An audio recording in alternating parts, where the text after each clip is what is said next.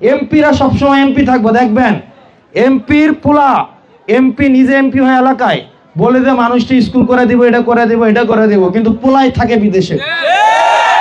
এবং 20, 25, 30 বছর পরে দেখা যায় এমপির কারণে অন্যান্য পোলাপানের পড়াশোনা নষ্ট করছে, তার পিছনে পিছনে খাটাইছে, কিন্তু তার পোলারে বিদেশ রাখছে, কোনো কিছুতে কি করে নাই, জড়ায় নাই। এরকম হয় নাই?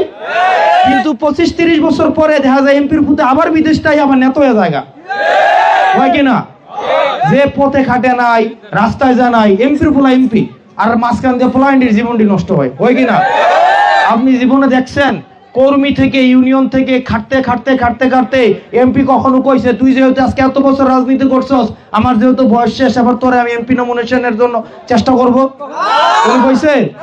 হয় তার ভাইয়েরে আনে, নাইলে তার পুতেরে আনে, নাইলে নিজের বউ থাকলে বউ আনে, নিজের মায়া থাকলে মায়া আনে। আমি এটা সারা বাংলাদেশের পরিস্থিতির কথা কইলাম। এটা হইছে কিনা? হইছে না? এই কারণে আমরা আমজনতা যারা, যদি নিয়মটা লিখিত না হয় আমরা দুর্ভোগে পড়ব। মন্ত্রীদের কিচ্ছু হবে না, এমপিদের কিচ্ছু হবে না। মন্ত্রীর ফ্যামিলির এই আন্দোলনে কয়টা মন্ত্রীর পোলা মারা গেছে? কোন মারা গেছে? কোন এমপির পোলা মারা গেছে? গেছে? মারামারি তো কোন এমপির পোলা নরমালি যায়? যায়, কিছু এক্সাম্পল আছে, কিন্তু নরমালি যায়? দেখবেন এই জিনিসগুলো আপনাদের মাথায় রাখতে হবে, এই জিনিসগুলো আপনাদের মাথায় রাখতে হবে। প্রিয় এলাহাবাদবাসী, আমরা একটু পরেই প্রোগ্রাম শেষে আমরা জামাতে নামাজ পড়ব ইনশাআল্লাহুল আজিজ। খেয়াল করেন, যে আর বাচ্চা হয়, একবার হইছে আমার আম্মা এটা মাঝে মাঝে কইতো, একটা মহিলা খুব প্রসব যন্ত্রণায় ব্যথা পাইতেছে, প্রচন্ড প্রসব যন্ত্রণা, ব্যথা পাচ্ছে। একজন গিয়ে বলতেছে আরে ব্যথা কি, একটা ব্যথা হইছে। এখন যার ব্যথা, প্রসব যন্ত্রণার ব্যথা, এটাকে আরেকজন বুঝবে? যার ব্যথা এটা সে ছাড়া দুনিয়ার আর কেউ বুঝবে না। এটা বুঝবে? এটা কেউই বুঝবে না। আপনার খেয়াল করেন, যে জীবনে গ্রামের স্কুলে পড়ে নাই সেই স্কুলের সমস্যা বুঝবো? যে জীবনে দেবিদ্বার বাজারের হচ্ছে বাজার করে খায় নাই, এই দেবিদ্বারের সমস্যা বুঝবো? যে জীবনে দেবিদ্বার হসপিটালের চিকিৎসালয় নাই, এটা বুঝবো? যে জীবনে দেবিদ্বারের হচ্ছে আপনার রাস্তা দিয়ে হাঁটে নাই, এটা সমস্যা বুঝবো? বাংলাদেশে একটা ধরে নিয়ম করে দিত, ধরে এটা বাংলাদেশের নিয়ম হইল, নিয়মটা হচ্ছে যে এলাকার এমপি হবে তার পোলা ওই এলাকার স্কুলেই পড়তে হবে, এবং বাধ্যতামূলকভাবে, আমি ধরে নিচ্ছি, এবং বাধ্যতামূলকভাবে ওই এমপি ওই উপজেলার হসপিটালে চিকিৎসা নিতে হবে, ওই উপজেলার ইউনোর পোলা ওই স্কুলেই পড়তে হবে, ওই উপজেলার ওসির পোলা ওই স্কুলে পড়তে হবে। 6 মাস টাইম লাগবে এই স্কুল কলেজ ঠিক হইতে, 6 মাস। কিন্তু আপনি দেখবেন, আপনি যাকে নেতা বানান, ওই নেতার খেয়াল করবেন ওই নেতার পরিবার কোথায় থাকে। আপনি তাকে একটা সেবার উৎপাদনের দায়িত্ব দিয়েছেন, আপনি তাকে একটা খাবার ধরেন, যেই বাবুর্চি রান্ধে এই বাবুর্চির পরিবার ওইটা খায় না, তার মানে কি এই খাবারটাকে আমি সন্দেহ করবো কি করবো না? করবো কি না? করবো না?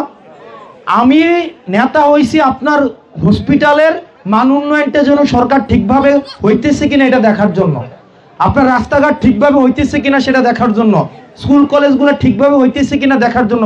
কইরা দিব কিন্তু সেটা বলি নাই, কারণ এমপির এটা কাজ না, এটা মাথায় রাখেন।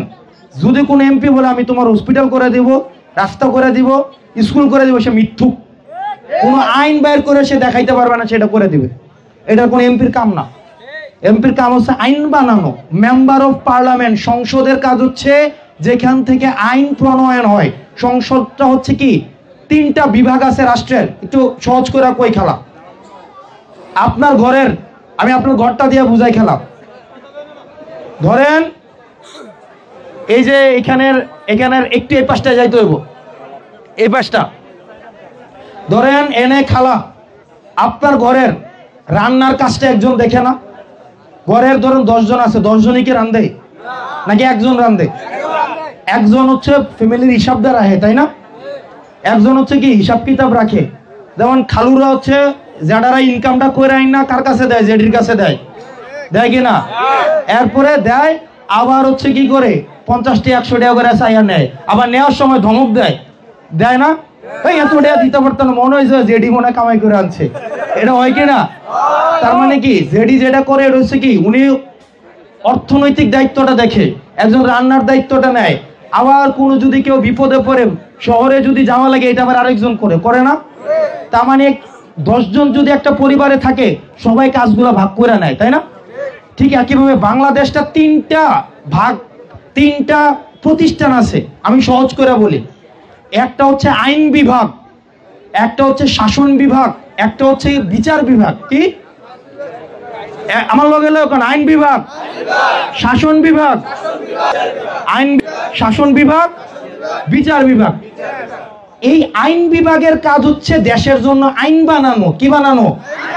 তারা দেশের জন্য আইনটা বানায়, কিন্তু তারা বাস্তবায়ন করে না, তারা আইনটা বানায়। এই সংসদে গিয়া মানুষ আইন বানায়। কি বানায়? সংসদে গিয়া মানুষ রাস্তা বানায় না, সংসদে গিয়া মানুষ হসপিটাল বানায় না। এরা যে কয় এরা মিথ্যা কথা কয়, তারা বলবেন যে ভালো করে একটু পড়াশোনা করতো, এটা মিথ্যুক, একদম মিথ্যা কথা বলে। তার মানে খেয়াল করে দেখবেন, একটু মনোযোগ দেন, আপনার ওই নেতা ওই হসপিটালে চিকিৎসা নিচ্ছে কিনা, তার পরিবার নিচ্ছে কিনা খেয়াল করবেন। ওই স্কুলগুলোতে তার পরিবার পড়ে কিনা একটু খেয়াল করে দেখবেন পড়তেছে না। যাকে আপনি সেবা উৎপাদন তদারকির দায়িত্ব দিচ্ছেন সেই এই সেবাটা নিতেছে না। তার মানে এই সেবার উপরে কি আপনার ভক্তি আসবে? তার মানে এই সেবার মধ্যে ডাল মে কুচ কালা হে, এই সেবার মধ্যে ঝামেলা আছে। কারণ ঝামেলা যদি না থাকতো তাহলে এই সেবাটা তো নেতা নিজেই নিত কিনা? যেহেতু সেবা নেতাটা নিজেই নিতেছে না, তার মানে হচ্ছে এখানে কি আছে? একটা ঝামেলা আছে না? আছে কিনা? এই কারণে প্রিয় এলাহাবাদবাসী, আপনার এখানে 10 জন মানুষ, 50 জন মানুষ, 100 জন, 1000 জন ইস্যু না, একটা মানুষ যদি সচেতন হয় একটা সমাজ পরিবর্তন হয়ে যায়। একটা পরিবারে যদি একটা মা ঠিক হয় তাহলে এই পরিবার এবং এই সমাজটা ঠিক হয়ে যায়, হয় না? হয় কিনা? এই কারণে আমাদের প্রত্যেকটা মানুষ একজন করে সচেতন হন, তাহলে দেখবেন পুরো দেশ পরিবর্তন হয়ে যাবে।